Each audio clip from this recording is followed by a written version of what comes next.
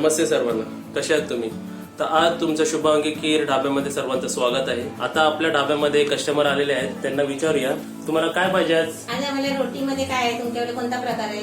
रोटीमध्ये खूप प्रकार आहे, आमच्या चॅनलमध्ये खूप प्रकार मध्ये आहे. मला पार्सल पण न्यायची आहे. आज तुम्हाला वेगळी रोटी बनवून देऊ आम्ही. चालेल, चांगली रोटी द्या पण. चांगली रोटी म्हणजे मिसी रोटी.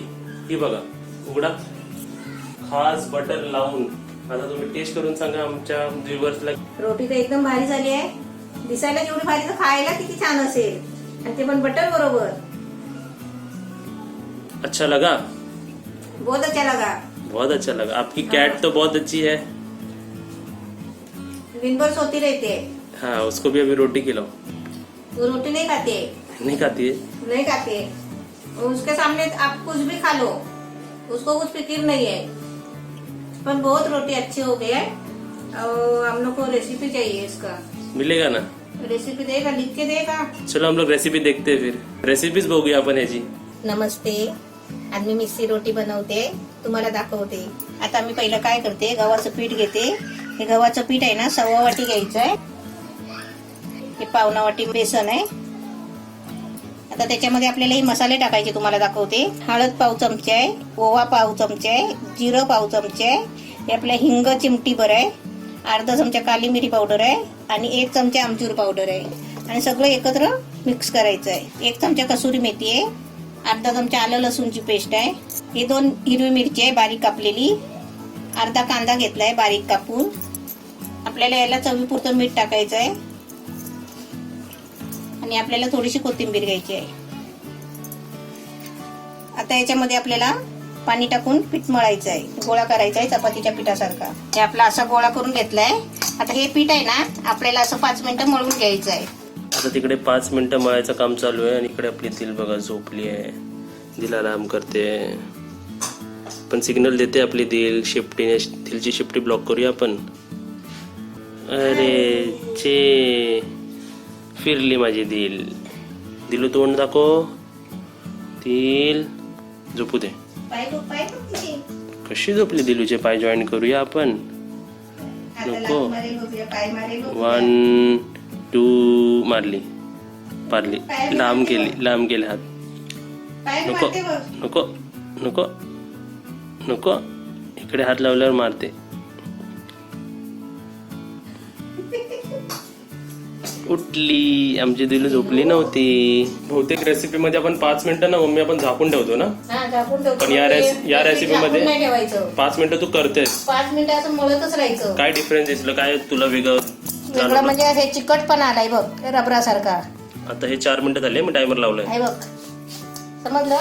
हे बघ, रबरासारखा. हे मळून आलं. येतो. हा, 5 मिनिटं आपण केलंच पाहिजे ना. हे केलंच पाहिजे ना. ते आपण कसं दुसरं काय बनवलं तर आपण 5 मिनिटं झाकून ठेवतो.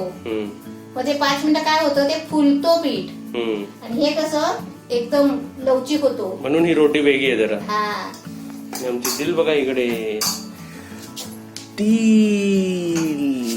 तोड बघ.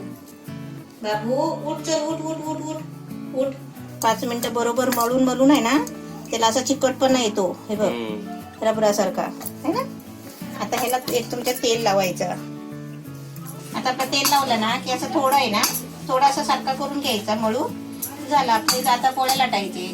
आता छोटा गोळा केलाय बघा, आणि मी ह्याचे आहे ना 5 गोळे केलेत. आता तिथे मी तवा पण तापायला ठेवलाय. आता तुम्हाला एक पोळी लाटून दाखवते.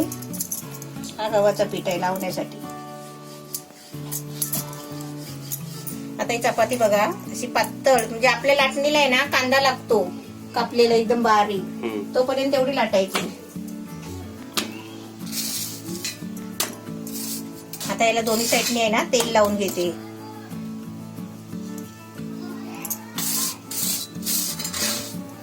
पहिली पोळी आहे ना भाजून घ्यायची, आणि त्याच्यानंतर तेल लावायचं. मिसी रोटी एकदम रेडी ना.